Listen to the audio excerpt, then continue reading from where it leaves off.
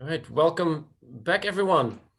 We'll give it a few to the next session here. We'll give just another 30 seconds, allowing people to come in using the link for the next session. So bear with us for another 20 seconds, and then we'll start our fireside chat on sustainability and real estate.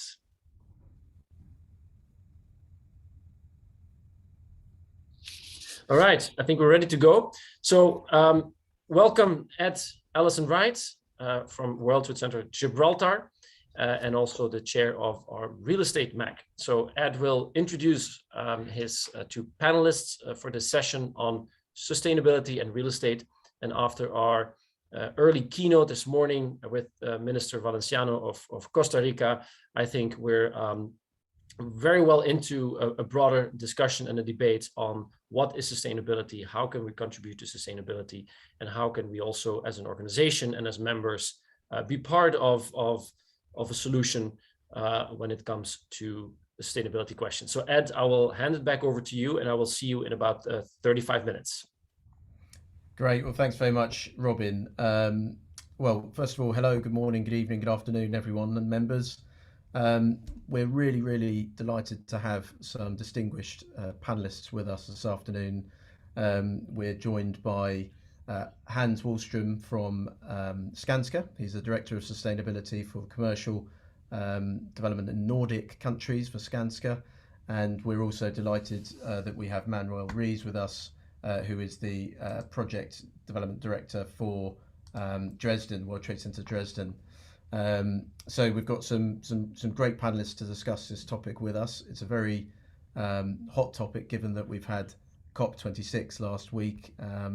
So without further ado, perhaps I'll introduce each panelist to just give a couple of minutes just to talk about what they think this subject has some importance with, particularly in light of COP, and why we as a network need to be focusing on this moving forward. So I mean, Hans, can I turn to you, and maybe if you sort of explain why sustainability in real estate has really come to the fore and why it's something that Skanska look at as being really important.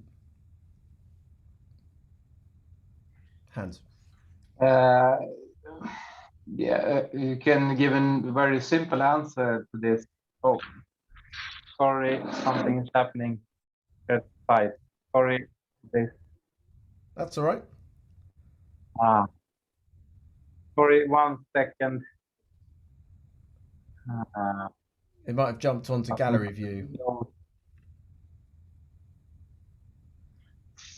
Sorry, I'm back now. No worries. I have been listening to another session, another seminar at the same time, and obviously I forgot to close that one. So that's why it got a bit confused, because the sound suddenly started from that session. So that's why I got lost a bit. But about sustainability, for Skanska, sustainability is no longer what we call about doing business in a good way. It's simply about good business, meaning that sustainability is really a part of what we do, and it's a part of what we normally do when we do business. So that's the quick and simple answer on why sustainability is important for us, because it's a part of our business actually, and it's not something that we do separately, or it's not something we do for other reasons than it's a good business. Obviously we are working with sustainability for climate reasons, for health and safety reasons, for social reasons, but all in all, it's about doing the right business, doing good business actually. That's a simple answer, and then maybe we can then I can go into details on or do you want me to do that already now, or? No, well, that's a good point to sort of pose out there. And I get, Manuel, do you share that view, or is there a different angle to that for yourself? Yeah, sustainability in Dresden at the World Trade Center Dresden. Just first of all, I want to thank you for having me, and I feel humbled and thankful to represent the World Trade Center Dresden. Sustainability is included in our vision. We developed a vision 2030 together with our owners, and sustainability is one of our major points here. And sustainability is not only a buzzword; it is that's really important. But you know, the importance is. Maybe we can come back to later if I represent you the ideas and some really key facts which we are addressing. Yeah. Okay. Excellent. So, thank you. Having an idea and doing the mission. That's for me the most important one. Okay. So can say maybe one word more because as I don't know if you heard that, but I got disturbed by a sound from the side, and because I've been following a seminar about sustainable business in Sweden, and Skanska was ranked actually as #1 regarding capital goods in this what's called Dagens Industri and Hållbart sustainable business development. So it shows Skanska as #1 in capital goods. So I've been listening to that seminar the whole day, so I forgot to close that. But it's a good sign for us, I think, that we are seen as a sustainable forerunner if we're looking at the way we do business in general. And from a sort of a World Trade Centers Association network, I don't know how familiar all of you are with all of the different regions that we have World Trade Centers in, but a lot of our colleagues have World Trade Centers that at the time of development were extremely ahead of the game with their sustainable credentials. But now, 20 years later on, they may be trying to redress some of these issues and work out how they can become sustainable through retrofit and through reinvestment into the building features with more modern green technology. What advice would you have for some of those instances where retrofit is something that people are looking at in order to meet new sustainable credentials within a building? Manuel, if I could go to you first. Yeah, thank you so much for this question. This is a really important question because World Trade Center Dresden, and this year we celebrated the 25th anniversary, and so what does it mean to be 25 years on the market?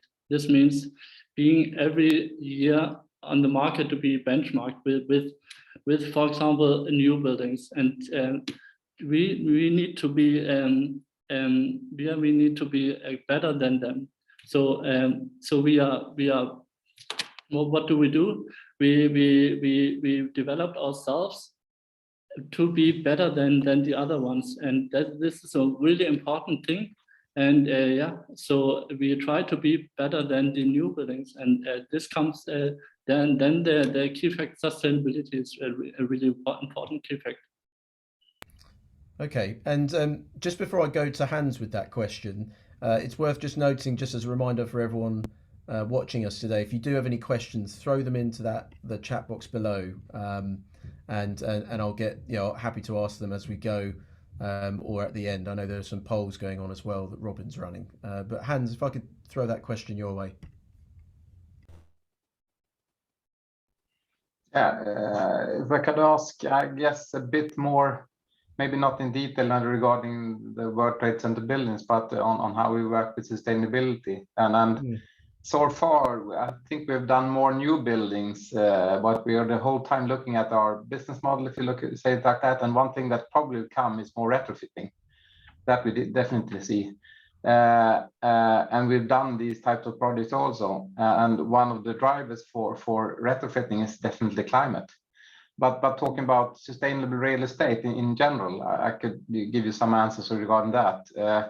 But first, I do think we need to be able to define, or to be able to answer a question like that, is you need to define what is sustainability. Because you often tend to look at just the ecological part of sustainability. That's the most common. And at the moment, the total dominant area is climate. But for me, it's also other areas of ecology, as for instance, biodiversity, but it's also the social part of including health and safety, of those working to construct the building and those working with and in the building. But it's also to create a living neighborhood, and not to forget the economic part of sustainability. So it's lots of parts here to handle. And as we're talking about sustainability, I think one thing that maybe not all, but some tend to forget is that there is an economical part of sustainability also, and that's both the easiest and the trickiest part, I guess. Tricky because myself, I'm no specialist, and it's easy. And what's easy for me, and easy because for me it's simple. So if you do an economical and sound solution, you will probably you will just do it once. But if you do a smart solution with a good economy, you will be allowed to do it again. Meaning that's an easy way for me to understand the economical part of sustainability for me. Looking at us, for instance, I do think that's maybe something for others to also to learn from. We have developed what we call a sustainability tool that we have in place and that we use for the projects that we do, and we use that sustainability tool from the real early stages, both to set what we call the minimum bar in all equivalent areas, but also decide which areas we should focus more on. And the tool that we're using are covering all the aspects that we see are vital for or important for sustainability, meaning it has three main areas. It's the people, it's the planet, and the health and safety. And then it's 16 sub areas. And from that tool, we then steer the process on which areas to focus on. Otherwise, we've been working a lot with, as said, climate adaptation and climate mitigation, as that's an important part of that tool, and definitely an area that will always be something that we will work on. And we've been also working regarding climate to develop a certification system, because I think that's also one way of proving that what you do is correct. And we have been driving a pilot project called Trust in that development. But one thing, and one thing that we often forget, and is the fact that that construction site is one of the most dangerous workplaces that you can be on, actually. And I do think that that's definitely correct for the Nordics, and I guess it's correct for most of us, meaning that it's important for us also to work with the workplace, meaning to make a healthy and safe workplace on the projects that we do. So I think that's also an important part for us as a commercial developer. So yeah, in general, and I could say one thing more, and that's maybe a thing that's a bit discussed at the moment, because it's often said that you should do your buildings in wood, and then you will solve a lot of things with that, and then obviously you solve the climate issue, or at least you get in a better direction regarding wood, regarding the climate. But and you can say the carbon footprint is low, but you have other materials when you do a wooden building also, meaning that even though you decide to do a wooden building, you need both steel and concrete to be able to do that. So for me, I think to choose material wisely, so to use the materials where it fits best. And climate will be an important evaluation factor in this work. And that's an interesting. And if I would end a bit, is the sorry. No, sorry, Hans, go on. Yeah, please. I just wanted to end with two simple advices that I'm working with at the moment to just to push us in the right direction when regarding climate. That it says you should evaluate the climate effect in every step of your business, making it important the decision factor. That's one thing. And what we're working a lot with is make climate reduction a culture among those working in our company. So because the world is changing quickly, it's changing rapidly. So whatever tools you have, it might be hard to follow the changes with those tools. But if you have a culture where you look at climate in every step, then you also can change things rapidly, actually. Yeah, definitely. I think that sums up a bit on my thoughts regarding climate, because I think that's an important factor, as I mentioned other important factors also in sustainability. Yes. Manuel, you're going to come in there? I just wanted to say that the culture of change is really an important one, and this is what I wanted to highlight here at World Trade Center Dresden. We as the representative of or the authorities of the owners. We want to, with the vision of 2030, we want to be more innovative, flexible, and of course, we want to be more sustainable. And I want just to give you one example. We have a big atrium here at in the World Trade Center, which is kind of 8,000 square meter big, and we need to renovate this one. And we want to renovate this atrium with more sustainable things, and we want to bring sustainability in the World Trade Center. So in the World Trade Center Dresden. So what does it mean? It means bringing green things in the atrium. But it shouldn't be just greenwashing. It should be that people want to be here longer and want to be here more. They want to work here more efficient. This is also something which means the culture of change in Dresden. Yeah. So, I mean, you've touched on a really interesting point there, Manuel and Hans, actually. I mean, if I think about the members that are listening now, I would wonder whether, what we're trying to do really is trying to break up what areas of sustainability, because it's such a big discussion topic and it's such a wide word. What areas of sustainability can they get involved with for their buildings? Now, we've just talked about the culture element of that, which Manuel's touched upon, trying to redefine their atrium in World Trade Center Dresden to try and at least inform people of the sustainable features of the building, so hopefully the mentality changes. But is there also a discussion around embedded carbon? So that's, I think, what Hans is saying around the use of timber. Maybe in buildings more, we may well have heard of CLT, cross-laminated timber, being used for construction of buildings. I guess the worry that some members have, which I've spoken about a number of occasions with them in our real estate groups, is some of the cost issues with that, certainly cost inflation in the States, in North America, and also in Europe more recently around timber. So what would you say the area, whether it's embedded, on-site, or cultural change, what should our members be focusing on first as the sort of the lowest hanging fruit to start looking at from a sustainability perspective? Who wants to take that? I think sorry. No, I think please you go should. On, man. No, I think you should answer this question because this question regards the culture of change, and maybe you go first. Hans? Okay. It's a tricky one. It's not that easy to answer because when we try to do the buildings or the retrofitting that we do, we try to make them, when we do them, we try to make it easy to be green, for instance, meaning that the one that are using the building or living in the building or working in the building, whatever it is, it should be easy for them to adapt and really do the right things. They shouldn't need to think too much about doing the right things. It will be done automatically if you put like that. Mm-hmm. So I think that's really a thing for those developing a building or developing an area, whatever it might be, to make it easy to be green or to make it easy to be sustainable, if you put it like that. So, and to be able to do that, then you also obviously need to ask those working there what's important for them.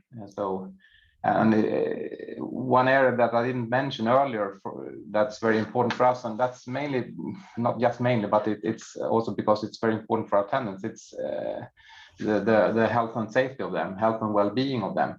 Meaning, I do think one area where you can influence is the health and well-being of yourself and those working with you. Meaning, we can give you the right conditions through making a good building. Meaning, it's easy to walk, for instance, to walk the stairs instead of taking the elevator and other things. And you have a restaurant with the right food and all the things. But then that's just the preconditions. Then it's a bit up to those people in the building to use it in the right way. even though we can make it more easily for them, it needs to make it easier to find the stairs instead of finding the elevators. If you go to a hotel normally, and then that's one thing that amuses me sometimes. And when I go to a hotel, I look for the stairs, and sometimes it's very hard to find the stairs. It's almost impossible to find the right way. So it's easy to take the elevator, and that's one thing that we are considering. For instance, we are developing a building to make it very easy to find the stairs, so you can walk the stairs instead of taking the elevator. So it's those things that maybe just consider on what have you made to make it easier for you to be sustainable, and try to be that in the building.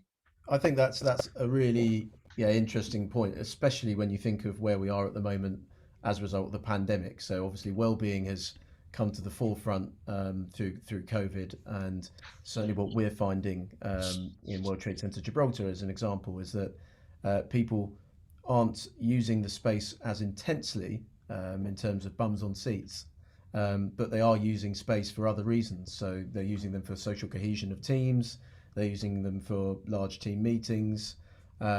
So I think the way in which we use space as real estate operators has changed and evolved as a result of COVID. And I think that well-being aspect is also sort of taking a bit of a role when it comes to sustainability as well, like Hans is saying, where again we are human. As humans, we are habits of convenience, aren't we? And we try and find the most convenient ways to do anything. There's a famous quote that says, if you're gonna get someone to do something, you should get a lazy person to do it, because they find out the way to do it with the least effort. And it's that sort of approach that I think is really interesting, maybe even from a sustainability perspective. Manuel, did you have anything to add on that? With one thing, yes. Go on, Hans. Sorry. Yeah, just a comment, because one comment that I often bear with me is a comment from a teacher that I had in earlier in school, and it said an engineer is by nature lazy, and that's what drives development actually, because that's what you are. So that's why I also try to find solutions on doing things in an easier way.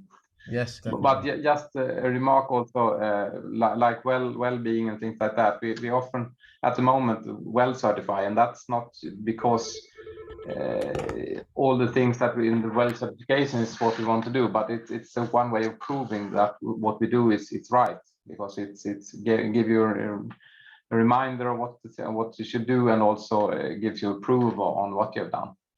Definitely. So that's one thing that you can use actually, so to make a building more adaptable and more fitting for well-being. One word more from me, and that's I think one of the things that we are looking at as a key word when we do buildings is flexibility. And I do, as you mentioned, the pandemic now, that will change the way that we work. And if we have done a very flexible building, it's easy to rearrange it and to adapt it to changing conditions. Because one thing that is very true is that whatever we foresee about the future, probably we are wrong. and we need to adapt to the changing potentials. Who could ever have thought out that it would become a pandemic that would change the conditions for us so totally? No one could, but if you have done a flexible building, a building that could adapt to changing conditions, then you have also the possibility of changing your way of working in the building and your way of using the building. So flexibility, I do think, is a key word in sustainability, if you put it like that. Definitely. Can I add something about this? Because flexibility is really important, and the human use is changing, I think, rapidly than the last 2 years or maybe 1.5 years, and it will change in the next 1.5 years. I think this is what Hans said. I think I want to come back to the question, to the point of what you said about the costs.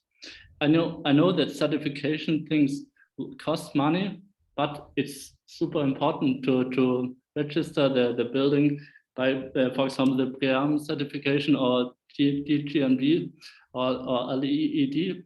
So there are several of certification for certifications for buildings, and we are also certificated. And just to give you one example, we are at, or maybe I need to come back, go back one step behind, because we are 90,000 square meter big in the World Trade Center Dresden, and we have approximately 70 companies here at the World Trade Center Dresden. So this means, of course, that a tenant moves out somewhere. So what do we do when a tenant moves out? We do the tenant remodeling with sustainable materials. For example, we do a sustainable light, LED light concept, just to give you one example, what we do to be sustainable. Okay, excellent. And I mean, I know that in a couple of moments, Robin will want to join us for the polls. But before I do that, can I just ask, when it comes to Skanska, obviously we know that Skanska develops its own stock anyway. But what could our members get from Skanska? If they wanted to work with you, because obviously Skanska, you're a leading company in sustainability, and that's pretty well known across the globe. So if any of our members that are looking to develop new buildings with World Trade Centers incorporated, what should they be doing, Hans, in terms of how Skanska might be able to help? I think what you often said, and I do think it's valid for this. It's a people business, meaning that I do think we have the right people in place. I think we have the right skill sets, we have the conditions, and we have the right culture, meaning that we can help you creating the type of building that you want to create, meaning that because we have all the preconditions in place to do that. So I think that's the simple answer for me, because it's about the people and also which possibilities you give the people to work with these issues. And Skanska is a value-driven company, meaning that this is an important value for us also. Care for life is one of our values, for instance, and ecology and sustainability is a vital part of that. So yeah, I think it's choosing us because of that. You get the right knowledge, the right people, and the right support for what you want to achieve.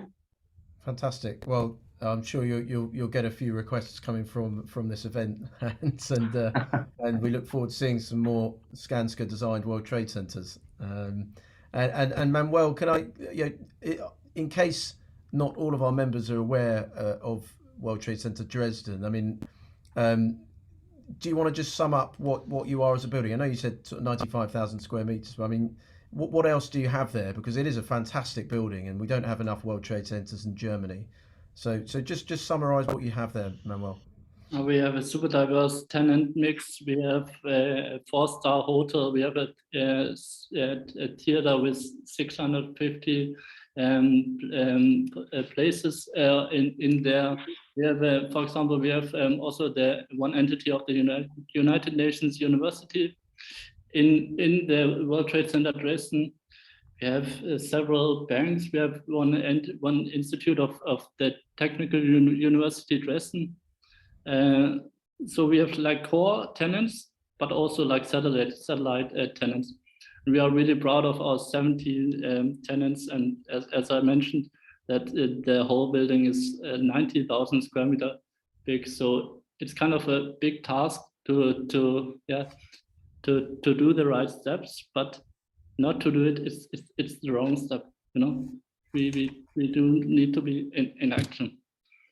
Yeah, and also this is one reason why we developed a Vision 2030 for the World Trade Center Dresden. Yeah.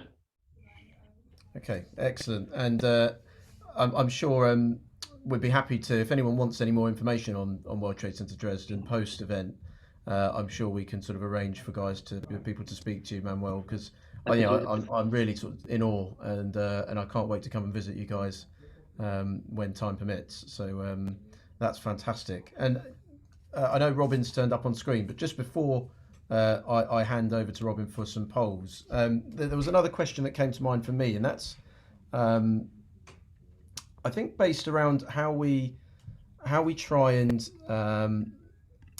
incentivize people to use sustainability as more of a consumer-based approach. So at the moment, we're finding, I think, that operators, certainly maybe in the last year or so, they've been more focused on well-being for occupiers, etc. But real estate developers have never really seen sustainability to be one of those key selling points of a development. What is it that we should be doing to change that? How can we really get the message through to developers that this is something that needs to be one of the key focuses? I know, Hans, you're saying it's part of the integral part of Skanska, but how can people that aren't Skanska turn around and say this is what we need to focus on? It's not an easy question, but for me, it's in Skanska, or where I work at least, we have two main customers. I mean, it's our tenants and it's our investors.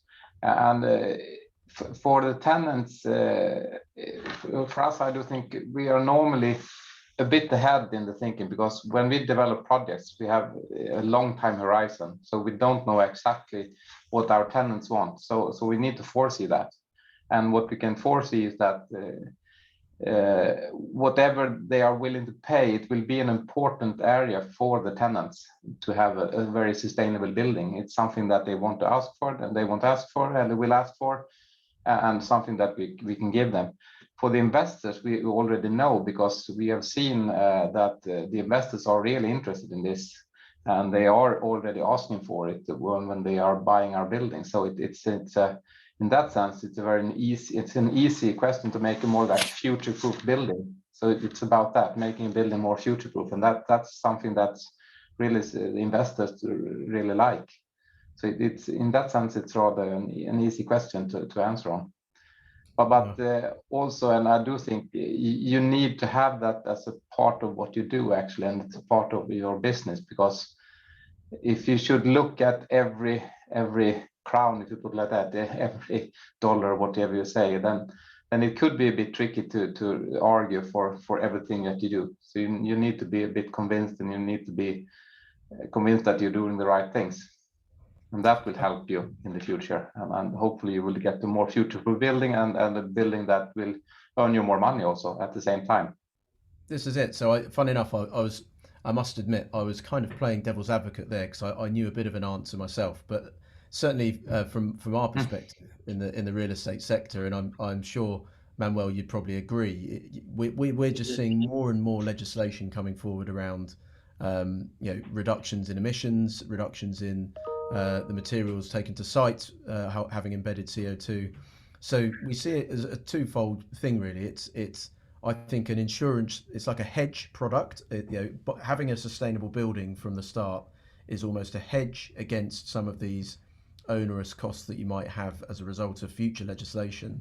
But you've also got a much more efficient use of your real estate through utilities, through renewable energy being used on site. So your tenants might be using less on their service charge, which might mean that they could pay you more rent.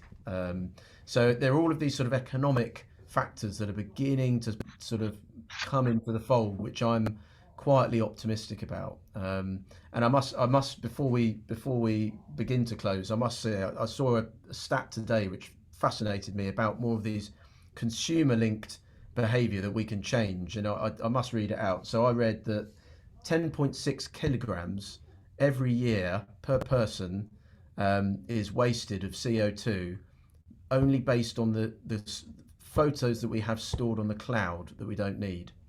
So there are additional photos, those double photos you took by mistake, photos of that you took of a field that you wanted to build a house in a few years ago or whatever. So if everyone out of this event looks at their phone later today and goes through their cloud and deletes what they don't need, you might be saving 10 kilos of CO2 per annum. That definitely hit me. So yeah, I could agree on that. Yeah, Ed, I think you're opening a can of worms here with that suggestion. But thank you so much for this really very insightful, wonderful discussion. And but I think, Ed, to your points about the photo storage, it comes down to the sustainability question. It's part of what we do every day, as Hans was saying.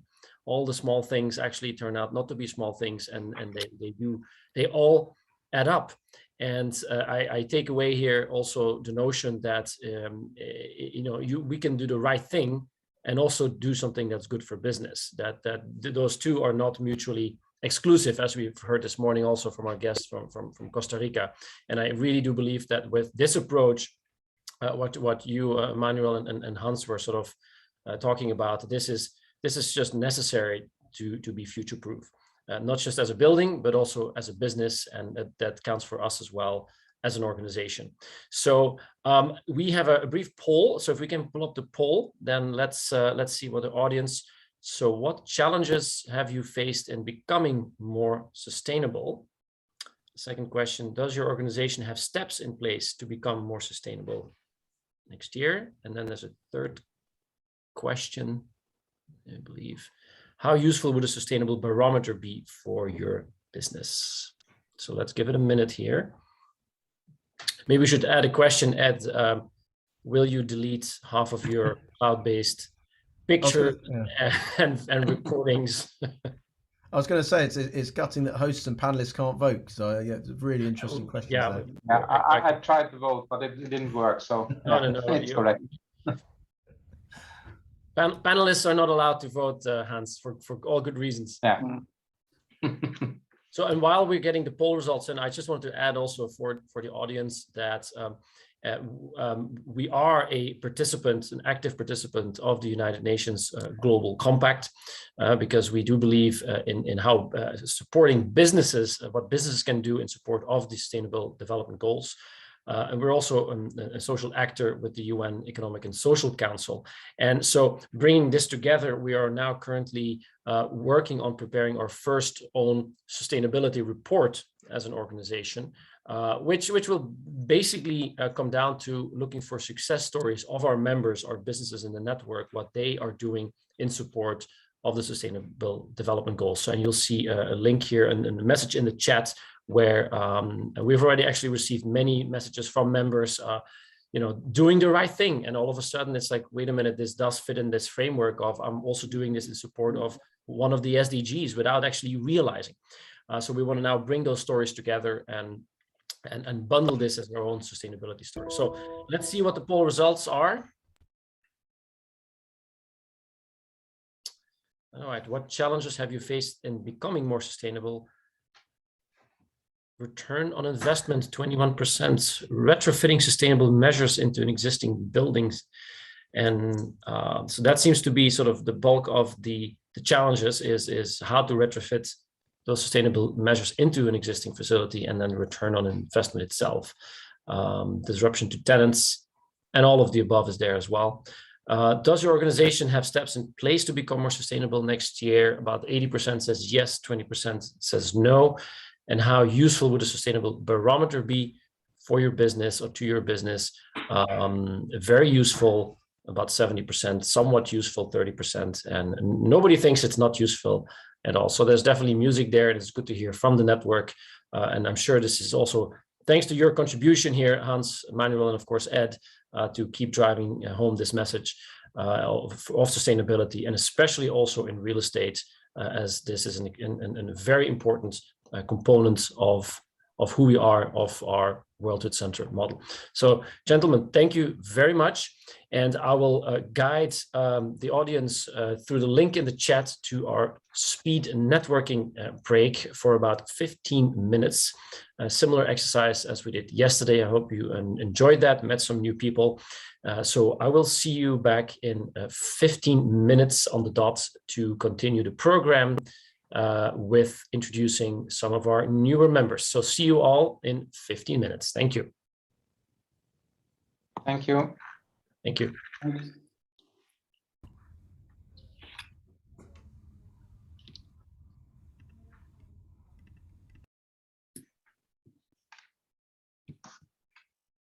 great discussion. And I guess we are close now. okay, see you.